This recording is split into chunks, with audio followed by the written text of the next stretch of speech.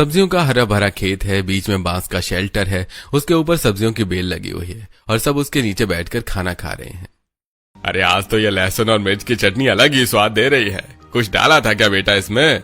हाँ बाबा, रोज की तरह चटनी पीसते हुए मैंने आज इसमें थोड़ी प्याज भी डाल दी थी, तभी तो आज ये इतना अलग स्वाद दे रही है। वैसे मुझे तो ये घी का रायता सबसे बढ़िया लगा, पेट के लिए भी कितना ठंडा है।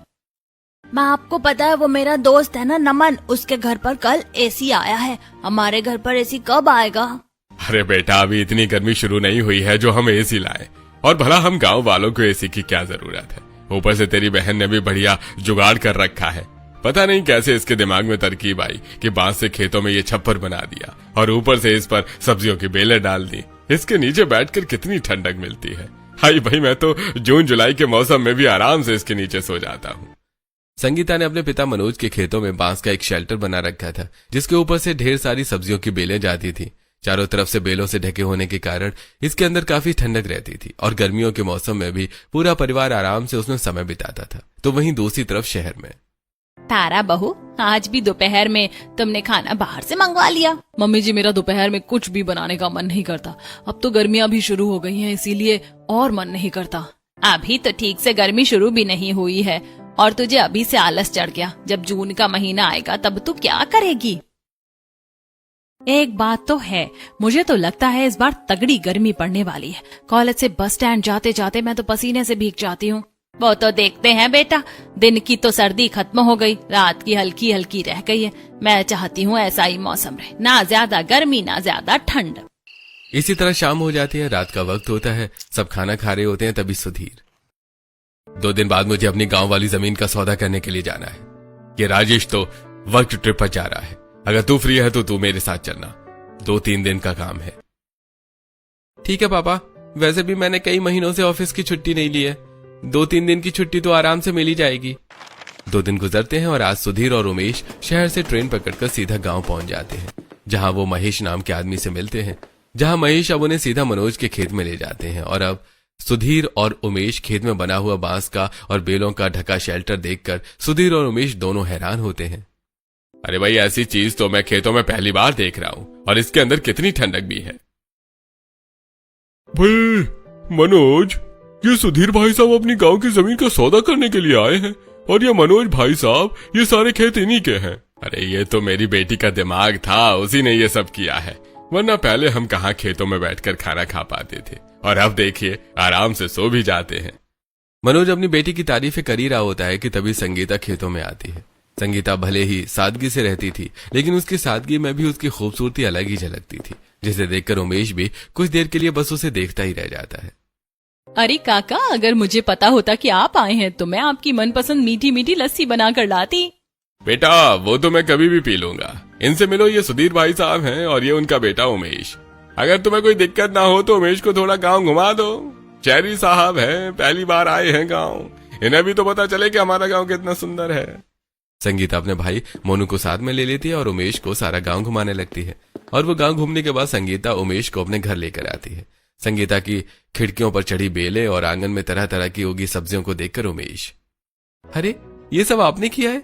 लगता है आपको फार्मिंग, मेरा मतलब है खेती वगैरह करने का काफी शौक है। मैं गांव से जरूर हूँ, लेकिन पढ़ी लिखी हूँ, फार्मिंग का मतलब पता है मुझे। संगीता की बात पर उमेश हंसने लगता है। फिर दोनों में काफी बातचीत होने लगती है, और अब रात में जब महेश और सुधीर खाना खाकर घर के बाहर टहल रहे होते हैं, तभी महेश सुधीर से, भाई अब तो उमेश काफी बड़ा हो गया है, तो क्या सोचा है उसकी शादी के बारे में? मुझे तो उमेश के लिए अपनी संगीता बिल्कुल सही लगती है। पढ़ी लिखी भी है, घर गृहस्थी भी अच्छे से संभाल लेती है, बड़ी प्यारी बच्ची है।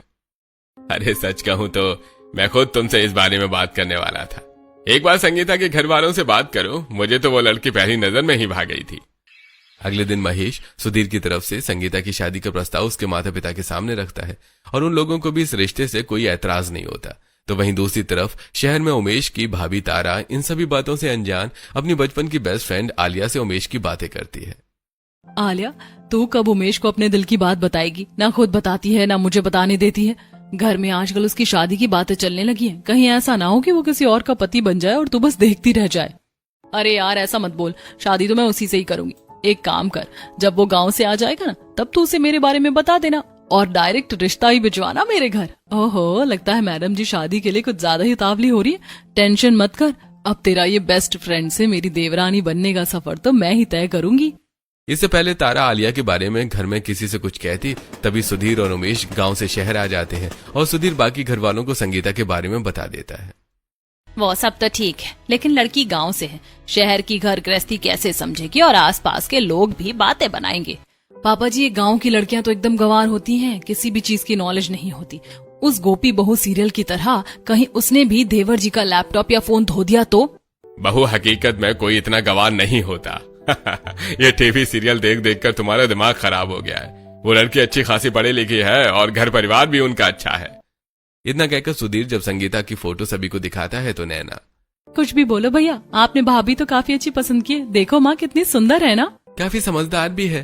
अरे जब शादी मुझे करनी है तो बाहर वालों से क्या मतलब, हमें उसके साथ रहना है ना, कि ना कि उन लोगों को। घर वाले संगीता और उमेश के रिश्ते के लिए मान जाते हैं तो वहीं तारा मन ही मन काफी ज्यादा दुखी होती है। और जब ये सारी बात आलिया को पता चलती है तो वो तारा पर काफी गुस्सा करने लगती है। आलिया, मैं क्या करती, मैं कैसे किसी को तेरे बारे में बताती? सभी लोगों ने तो उस गांव की गवार को ही अपनी बहू मान लिया। मैं तुझे अपना बेस्ट फ्रेंड समझती थी, बहन से ज्यादा तुझे मैंने चाहा। तू जानती थी कि मैं उमेश को कितना पसंद करती हूँ, लेकिन फिर भी तूने कुछ नहीं किया। आज के बाद तेरी मेरी दोस्ती खत्म। आलिया तारा से हमेशा हमेशा के लिए अपनी दोस्ती खत्म कर देती है, जिससे तारा के मन में अब संगीता के लिए नफरत पैदा होने लगी है। इसी तरह अब कुछ दिन गुजरते हैं और जल्द ही मार्च के अंत तक सादगी भरे तरीके से शादी हो जाती है। एक बात बताओ उर्मिला बहन, शहर की लड़कियां कम पड़ गई थी क्या, जो तुम अपने छोटे बेटे के लिए गांव की गोरी उठा लाई? वैसे दहेज में क्या लेकर आई तुम्हारी बहू? कहीं गाय भैंस तो नहीं ले आई? अरे गांव में तो लोग घोड़ा भी पालते हैं, क्या पता वो लेकर आ गई हो। मम्मी जी, आंटी जी की बात पर ध्यान दे, वैसे इनकी बात भी गलत नहीं है। अगर तुम लोगों की बातें हो गई हो तो मैं अपनी बहू का गृह प्रवेश करा लूं। किस मौके पर क्या बात की जाती है इतनी समझ नहीं है तुम्हें। उर्मिला की बात सुनकर सभी चुप हो जाते हैं, जिसके बाद अब उर्मिला अपनी नई नवेली बहू का गृह प्रवेश कराती है। इसी के साथ छोटी मोटी शादी की रस्में होती हैं और अब 2 से 3 दिन बाद संगीता की पहली रसोई की रस्म होती है। भाभी, इंडक्शन तो आपको चलाना आता नहीं होगा, तो आप गैस पर खाना बना लीजिए। वैसे गैस का इस्तेमाल तो आपको आता ही होगा ना, क्योंकि मैंने सुना है कि गांव में सब चूल्हे पर ही खाना बनाते हैं। हाँ नैना, ये बात तो सच है, लेकिन अब गांव में भी कई लोगों के घरों में गैस है। और रही बात इंडक्शन की, तो हाँ, वो मुझे इस्तेमाल करना नहीं आता, लेकिन अगर तुम सिखाओगी तो मैं वो भी सीख जाऊंगी। तुम सिखाओगी तो मैं भी सीख जाऊंगी। आई पड़ी, पता नहीं मेरे देवर को क्या पसंद आया इस गांव की लड़की में। कहीं इसने कोई ब्लैक मैजिक तो नहीं किया? पता लगाना पड़ेगा। तुम्हें जो भी अच्छा बनाना आता है ना, तुम अपने मन से बना लो, और कोई भी जरूरत पड़े तो अपनी जेठानी को आवाज दे देना। वैसे तो माँ जी सब बना लेती हूँ, लेकिन अगर कुछ समझ नहीं आया तो मैं भाभी को बुला लूंगी।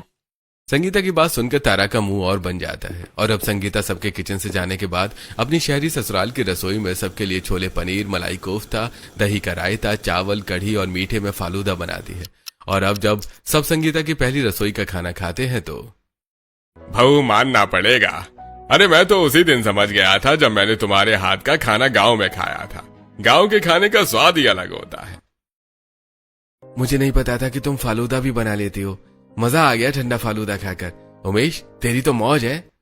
देवरानी की पहली रसोई की रस्म में उसकी इतनी तारीफें सुनकर तारा का मुंह बनने में देर नहीं लगती। इसी तरह अब 2-4 दिन और गुजर जाते हैं। तारा घर की शॉपिंग के लिए बाहर जा रही होती है, तभी शारदा, सामान खरीदने जा रही हो ना, एक काम करो, अपने साथ संगीता को भी ले जाओ। इसी बहाने ये थोड़ा बहुत आसपास घूम लेगी। मम्मी जी, आपको पता है ना कि मुझे शॉपिंग वगैरह अकेले ही करना पसंद है। मैं किसी के साथ ठीक से सामान नहीं ले पाती। और नैना भी तो है घर में, आप उससे बोल दीजिए, वो ले जाएगी इसे बाहर। नैना अपनी सहेली के घर चली गई और तू घर का ही तो सामान लेने जा रही है, इसे भी ले जा, दोनों मिलकर सामान ले लेना। न चाहते हुए भी तारा को अपनी गांव वाली देवरानी के साथ शॉपिंग के लिए मॉल जाना पड़ता है। भाभी, ये मॉल तो काफी ज्यादा बड़ा है और यहाँ पर तो काफी सारी चीजें हैं। मुझे लगा सिर्फ राशन का ही सामान होगा। देखा, हो गई ना उतावली, आज से पहले गई थोड़ी ना होगी ऐसी जगह पर।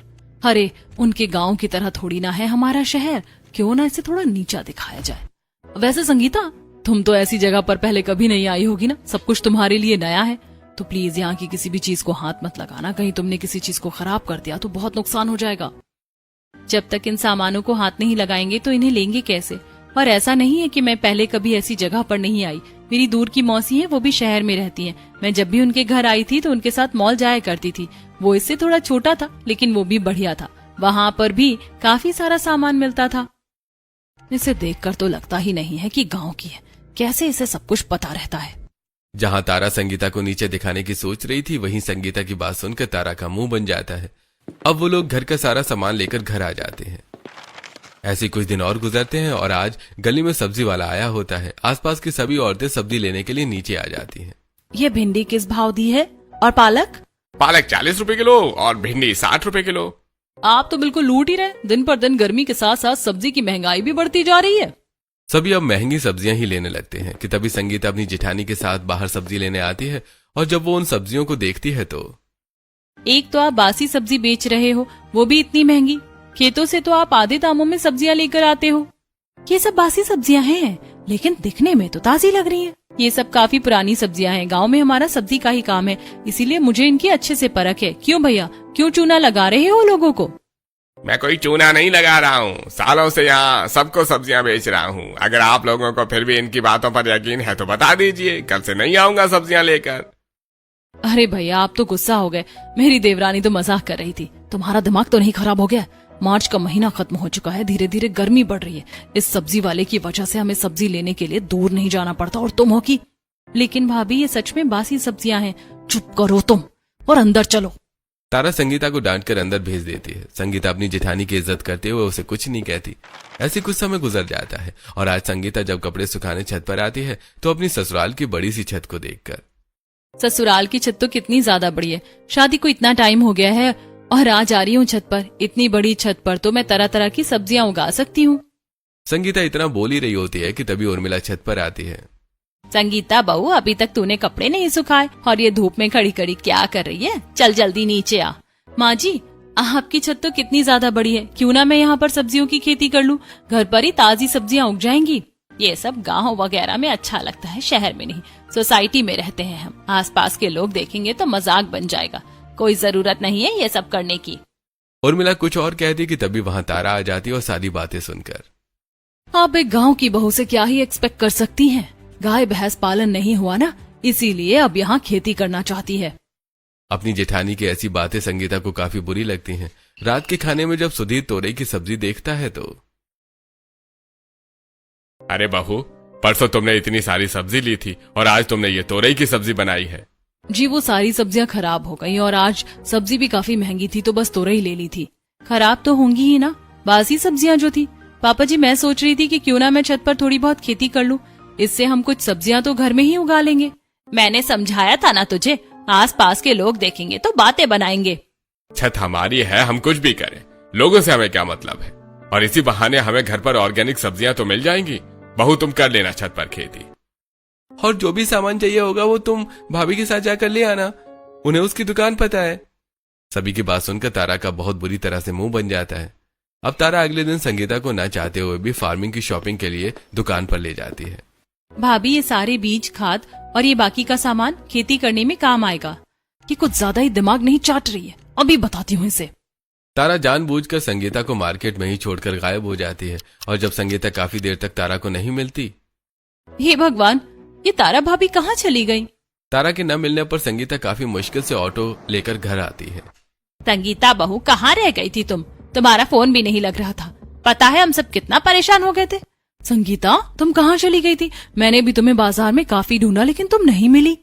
तारा की चाल को संगीता पहचान जाती है लेकिन वो किसी से कुछ नहीं कहती। अगले दिन संगीता अच्छे से छत की धुलाई करती है। अब घर में रखी वेस्ट प्लास्टिक की बोतलें, स्टोर रूम में रखा पुराना टायर और कुछ पेंट के डिब्बे और ब्रश लेकर छत पर आ जाती है। अब वो उन प्लास्टिक की बोतलों को बीच में से काट कर उन्हें पेंट करने लगती है। छत पर आकर तारा ये सब देखती है। संगीता, तुमने कबाड़ का काम भी शुरू कर लिया क्या? कबाड़ का काम शुरू नहीं किया, आप बस देखती जाइए। संगीता उन प्लास्टिक की बोतलों और कंटेनरों को भी छत की दीवार पर अच्छे से फिट कर देती है। अब अगले दिन उन सभी डिब्बों और टायर के अंदर खाद मिट्टी डालकर उसमें बीज डालती है और आखिर में पानी डालने लगती है, जिसे देखकर पड़ोस की छत पर खड़ी कमलावती, ये तो क्या कर रही है? काफी देर से देख रही हूँ। वो मैं छत पर सब्जियां उगा रही थी। मैंने टमाटर, मिर्ची, धनिया, लौकी, तुरई, बैंगन और भी कई सारी सब्जियों के बीज डाले हैं। अब गमला 200 रुपए का एक था तो मैंने प्लास्टिक के डिब्बों का इस्तेमाल कर लिया। और देखिए ये टायर, इसमें मैंने धनिया और पुदीने के बीज डाले हैं। छत की सजावट भी बढ़ेगी और सब्जियां भी मिल जाएंगी। अरे ये उर्मिला की बहू तो सच में पूरी गंवार निकली। अब क्या हमारी सोसाइटी को भी अपने गाँव का खेत बनाकर मानेगी। आस पड़ोस की औरतें संगीता को देख देख कर तरह तरह की बातें करती हैं, लेकिन संगीता किसी की भी बातों पर ध्यान नहीं देती। ऐसे ही हफ्ता भर गुजर जाता है। और संगीता, तुम्हारी खेती का काम कैसा चल रहा है? हाँ भाभी, सब्जियाँ कब उगेंगी? मुझे घर की उगी हुई सब्जियाँ खानी है। मैं तो बहुत एक्साइटेड हूँ। 15 से 20 दिन हो जाते हैं और इन दिनों में अब धीरे धीरे संगीता के बोए हुए बीजों के अंदर से कलियां निकलनी शुरू होती हैं। पर्याप्त पानी और धूप की वजह से मेरा काम कितना आसान हो गया है। बस कुछ और हफ्तों में ढेर सारी सब्जियाँ होंगी मेरी छत पर। इसी तरह दिन गुजरने लगते हैं और बीतते दिनों के साथ साथ अब गर्मी भी पहले से काफी ज्यादा बढ़ चुकी थी। अरे भाभी, ये आप कैसे झाड़ू लगा रही है? मशीन का इस्तेमाल करके? इसे वैक्यूम क्लीनर कहते हैं। इतनी गर्मी में अब झुक कर झाड़ू लगाऊंगी तो पसीना तो आएगा ही ना, इसीलिए मैंने ये ऑर्डर कर लिया।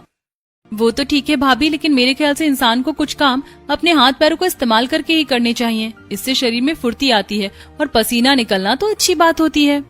तुम्हारी जेठानी है ही बेवकूफ। मेरे पूरे 20,000 रुपए उड़ा दिए इसने इस वैक्यूम क्लीनर को लेने के चक्कर में। राजीव की बात सुनकर तारा का मुंह और ज्यादा बन जाता है। वहीं आज बढ़ती गर्मी की वजह से किसी का भी खाना खाने का मन नहीं था। अरे अजीब सी बेचैनी हो रही है। मेरा मन नहीं कर रहा खाना खाने का। मैं तो बस ये खीरा खा लूंगा। मैं भी सिर्फ नींबू पानी पी लूंगी। ले जाओ इस खाने को। अरे माँ जी, गर्मी हो या सर्दी, इंसान को खाना रोज खाना चाहिए। मैं आपके लिए एक बढ़िया सी चीज बनाकर लाती हूँ जिसे खाकर आप एक्स्ट्रा ही खाना बनाएंगे। संगीता अब जल्दी से छत पर जाती है और उन टायर के अंदर उगे हुए पुदीने को तोड़कर सीधा नीचे ले आती है। किचन में जल्दी से पुदीने की चटनी बनाकर उसमें ठंडा ठंडा दही मिला देती है, जिसके साथ सब रोटियां खाते हैं। भाई, हम तो गर्मियों में कभी चटनी को हाथ भी नहीं लगाते, लेकिन तुम्हारी वजह से आज ये चटनी खाने में बड़ा मजा आ रहा है। पुदीना धनिया काफी जल्दी ही हो जाते हैं, तो मैंने उसी से ये चटनी बना ली और दही की वजह से ये और ठंडी लग रही है। भाभी, मानना पड़ेगा आपको। सब संगीता की काफी तारीफें करते हैं। इसी तरह कुछ दिन और गुजरते हैं और अब संगीता की सब्जियों की बेलें निकलनी शुरू हो जाती हैं, जिन्हें देखकर संगीता सोचती है, ये बेलें तो ऐसे ही नीचे पड़ी रहेंगी। इससे अच्छा मैं एक काम करती हूँ जो मैंने अपने खेत में किया था। संगीता अपने पति से कहकर अब छत पर लकड़ियों का एक शेल्टर बनवा लेती है, जिस पर वो उन सब्जियों की बेलों को डाल देती है। समय बीतने के साथ साथ जैसे जैसे बेलें बड़ी होती हैं, वो शेल्टर को तीनों तरफ से अच्छे से घेर लेती है। अरे तुमने बढ़िया किया, बिल्कुल गांव वाली फीलिंग आ रही है मुझे। अब कुछ दिन और गुजरते हैं और गर्मी इतनी ज्यादा बढ़ चुकी थी कि किचन में खड़े होकर खाना बनाना बहुत मुश्किल था। छत के नीचे ही किचन है। पूरी किचन किसी भट्टी की तरह दहका रहता है। लगता है अब किचन में भी एक एसी लगवाना ही पड़ेगा, वरना इतनी गर्मी में खाना बनाना तो नामुमकिन है। भाभी, ये किचन है या कोई आग का गोला? कितनी गर्मी है यहाँ। मैं तो यहाँ 2 मिनट भी नहीं रुक सकती। रसोई की तपिश देखकर संगीता को एक तरकीब सूझती है। वो अगले दिन कुछ ईंटें और मिट्टी और बालू मंगवाकर छत पर अपने बनाए हुए शेल्टर के नीचे मिट्टी का चूल्हा बनाती है। शाम तक जैसे ही वो सूखता है, वो किचन से कुछ बर्तन और सामान लेकर छत पर जाने लगती है, जिसे देखकर उर्मिला पूछती है, अरे बहू, ये खाना बनाने का सामान लेकर कहाँ जा रही है ऊपर? माँ जी, खाना बनाने के लिए। खाना बनाने के लिए? लगता है तुम्हारी बुद्धि पूरी तरह से खराब हो चुकी है। माँ जी, इसकी बात सुनी आपने? संगीता किसी को कोई जवाब नहीं देती और मुस्कुराकर सीधा छत पर चली जाती है। अब वो आराम से उस शेल्टर के नीचे ठंडक भरी जगह में बैठकर अपनी ठंडी रसोई में खाना बनाती है। जब थोड़ी देर बाद पूरा परिवार संगीता के कहने पर ऊपर आता है, तो वो दृश्य देखकर, अरे ये सब क्या है? मुझे तो लगा था कि तुम सिर्फ छत पर सब्जियां उगा रही हो, लेकिन यहाँ तो तुमने पूरी रसोई बना ली। और इस शेल्टर के नीचे तो कितनी ठंडक है। मैंने इस गर्मी के मौसम में छत पर ही ठंडी रसोई बना ली है। अब से आप लोग भूखे नहीं रहेंगे। संगीता की बात सुनकर सभी शेल्टर के नीचे बैठ जाते हैं। संगीता जल्दी जल्दी रोटियां बनाती है और सभी को पुदीने का रायता, दही, चूरमा और अपनी छत पर उगी हुई सब्जियों से बनी मिक्स वेज परोसती है। कसम से मजा आ गया। नीचे से ज्यादा ठंडक तो इस वक्त छत पर हो रही है। तेरा ये शेल्टर बिल्कुल वेंटिलेशन का काम कर रहा है। कितनी ठंडक है यहाँ। भाभी, आपकी इस ठंडी रसोई में खाकर मजा आ गया। गर्मी में तो कुछ खाने का मन ही नहीं करता था। तारा भाभी, आप भाभी की तारीफ नहीं करोगी? बहुत बढ़िया खाना बना है और यहाँ बैठकर खाने में भी काफी मजा आ रहा है। क्या मुसीबत है, दिन ब दिन सब इसी की तारीफ करते रहते। इसकी वजह से मेरी और मेरी फ्रेंड की इतने सालों की दोस्ती खत्म हो गई। आज तो मैं आ गई खाने के लिए, लेकिन फिर कभी दोबारा नहीं आऊंगी। संगीता के इतना सब कुछ करने के बावजूद तारा का मन उसके लिए नहीं बदलता। आज शाम के खाने में संगीता सबके लिए अपनी ठंडी रसोई में पंत भात, सब्जी का भरता और छाछ बनाती है। ये लीजिए, इस खाने से शरीर में ठंडक रहेगी और पेट भी बिल्कुल भरा भरा रहेगा। कुछ भी बोलो, आपकी इस ठंडी रसोई में मजा तो आता है। शाम ही नहीं, मैं तो दिन में भी आ जाऊं तो भी यहाँ एक अलग ही ठंडक होती है। संगीता अपने पूरे परिवार के साथ बैठकर अपनी ठंडी रसोई में खाना खा रही होती है कि तभी पड़ोस की छत पर खड़ी औरतें ये देखकर, शाम के वक्त भी हम लोग अपनी छत पर खड़े नहीं हो पा रहे और ये लोग बैठकर आराम से खाना खा रहे हैं। ऐसे ही कुछ दिन और गुजर जाते हैं। आज रात का खाना तारा बना रही होती है, लेकिन रात में भी तारा की रसोई काफी गर्म होती है। दिन तो दिन, रात में भी इस रसोई में थोड़ी बहुत भी ठंडक नहीं है। और एक मेरी देवरानी है जो उस ठंडी रसोई में दोपहर हो या सुबह आराम से खाना बना लेती है। गर्मी से वो इतनी परेशान हो जाती है कि अब वो राजीव से एसी के लिए बोलती है। किचन में एक छोटा सा एसी लगवा दीजिए, इतनी गर्मी में मैं खड़े होकर खाना नहीं बना सकती। अरे यार, किचन में एसी कौन लगवाता है? और रही खाना बनाने की बात, तो तुम संगीता के साथ जाकर छत पर ही बना लिया करो ना। वैसे भी उसकी ठंडी रसोई में खाना खाने के साथ साथ बनाने में भी अच्छा लगता है। मुझे उस गंवार से कंपेयर करने की जरूरत नहीं है। पता है आसपास के लोगों से देखकर क्या क्या बातें बनाते। आप मेरे लिए बस एसी लेकर आ जाओ। तारा के बार बार कहने पर राजीव एसी ले आता है, जिसकी ठंडी हवा में खड़े होकर तारा वो आराम से खाना बनाती है। अब आ रहा है खाना बनाने में असली मजा। मेरी उस गंवार देवरानी की रसोई कितनी भी ठंडक भरी क्यों ना हो, लेकिन मेरी इस ठंडी रसोई के सामने उसकी वो रसोई कुछ भी नहीं। अब 1-2 दिन गुजरते हैं। आज संगीता अपनी ठंडी रसोई में सबके लिए बेल का शरबत, सत्तू और नींबू का शरबत बनाती है। मैंने जो नींबू उगाए थे, देखिए कितने बड़े बड़े हैं। एक नींबू से 3 ग्लास शरबत बन गया। और पापा जी, आपके लिए मैंने खास तौर पर बेल का शरबत बनाया है, जो शरीर के लिए काफी अच्छा होता है। वैसे भाभी नहीं आई। जब से रसोई में एसी लगवाया है ना, तब से वो पूरा दिन कुछ न कुछ बनाकर वहीं खाती रहती है। छोड़ उसे। अपनी गांव वाली बहू की ठंडी रसोई में बैठकर ठंडा शरबत पीकर सभी काफी खुश होते हैं। वहीं आज नैना अपनी भाभी की ठंडी रसोई दिखाने के लिए अपनी कुछ सहेलियों को लेकर आती है। मुझे लगा कि तू मजाक कर रही है, लेकिन तेरी भाभी ने सच में इस कड़कड़ाती धूप में भी छत पर ठंडी रसोई बसा रखी है। इसमें कितनी ठंडक है। इन्हें तो खाना बनाते हुए भी गर्मी नहीं लग रही। कितनी सारी सब्जियां हैं भाभी, थोड़ी सी सब्जियां मुझे भी दे दीजिए ना। थोड़ी सी क्यों, तुम बहुत सारी लेकर जाना और तुम भी लेकर जाना। अपनी ठंडी रसोई संभालने के साथ साथ संगीता छत पर उगी सब्जियों को भी अच्छे से ध्यान रखती थी। ऐसे ही अब 1 महीना गुजर जाता है और आज घर का बिजली का बिल आता है। जब सुधीर उसे देखता है तो, ए भगवान, हर महीने के हिसाब से इस महीने का बिल तो कुछ ज्यादा ही आ गया है। तुम लोग क्या कुछ एक्स्ट्रा चला रहे हो? लोग नहीं, आपकी बड़ी बहू एक्स्ट्रा चला रही है। महारानी ने किचन में एसी लगवाया है। पूरा दिन एसी चलता है तो बिजली का बिल तो बढ़ेगा ही ना। पहले ही हम घर के 2-3 एसी के बिल से परेशान थे और अब तूने एक और बढ़ा दिया। मम्मी जी, मैं क्या करती, गर्मी भी तो इतनी ज्यादा हो रही है ना। बहू, 8,000 तो फिर भी ठीक था, लेकिन ये 12,000 15,000 का बिल हम नहीं दे सकते। अगर एसी चलाना है तो लिमिट में चलाओ, वरना बंद करके खाना बनाओ। अपने ससुर की बात सुनकर तारा लिमिट में एसी चलाना शुरू तो कर देती है, लेकिन गर्मियों की वजह से अक्सर पावर कट जाया करती थी। हे भगवान, अब तो मुझे पहले से भी ज्यादा गर्मी लगने लगी है। क्या करूं, पूरा पसीना पसीना हो गई मैं तो। गर्मी से परेशान होकर अब उसे न चाहते हुए भी छत पर अपनी देवरानी की ठंडी रसोई में जाना पड़ता है। ठंडक तो है, वो उतनी ज्यादा पढ़ी लिखी तो नहीं है, लेकिन दिमाग इसका काफी तेज है। तारा वहीं बैठी होती है कि तभी लाइट आ जाती है। अब राजीव छत पर कूलर ले जाता है, जिसकी ठंडी हवा में बैठकर सब दोपहर में भी आराम से खाना खा रहे थे। अरे भाई, शाम के वक्त तो काफी ठंडी हवा चलती है, इसलिए कूलर की जरूरत नहीं पड़ती, लेकिन दिन में थोड़ी गर्मी लगती है, इसलिए मैं कूलर ले आया। अरे संगीता, तुमने सब्जी में क्या डाला है? आज स्वाद काफी अलग लग रहा है, वरना ये सब्जी तो मुझे बिल्कुल भी पसंद नहीं थी। क्योंकि ये ऑर्गेनिक सब्जियां हैं। छौंक तो मैंने सिंपल ही लगाया है, पर ताजी सब्जियों की वजह से इसमें अलग ही स्वाद आ रहा है। पूरे मोहल्ले में ये इकलौता परिवार था जो गर्मी में भी छत पर बैठकर अपनी बहू की ठंडी रसोई में आराम से खाना खाता था। वहीं पड़ोस के घरों में तो बहुओं ने रात में भी खाना बनाने से मना कर दिया था। मुझे तो भूख नहीं लग रही। अगर आपको लग रही है तो बाहर से ऑर्डर कर लीजिए या घर पर कोई मेड रख लीजिए, क्योंकि इतनी गर्मी में मुझसे खाना नहीं बनेगा। संगीता जो पड़ोसन है, पहले तो उसने छत पर सब्जियां उगाई और अब अपनी उस ठंडी रसोई में अपने ससुराल वालों को अलग अलग तरह की चीजें बनाकर खिलाती है। वो भी सिर्फ रात में नहीं, सुबह और शाम भी। और एक तू है। आप भी वैसी ही एक ठंडी रसोई बनवा दीजिए ना। आपका क्या है, आपको तो खाना बना बनाया मिल जाता है। गर्मी में पसीना तो मुझे बहाना पड़ता है। कनिका की बात को सुनकर साधना को काफी गुस्सा आता है और अब दोनों सास बहू में बहस होने लगती है। वहीं आज पूरे 3 महीने के बाद आलिया अचानक तारा से मिलने आती है। तू यहाँ ऐसे अचानक? मुझे माफ कर दे, मैं जानती हूँ तू मुझसे गुस्सा है। पता है मैंने तुझे कितने कॉल्स और मैसेज किए, लेकिन तूने किसी का भी रिप्लाई नहीं किया, क्योंकि मैं तुझसे गुस्सा थी। पर अब मेरी नाराजगी खत्म हो गई है। 2 महीने बाद मेरी शादी है, ये मेरी शादी का कार्ड और तुझे जरूर आना है। क्या कहा? तेरी शादी है?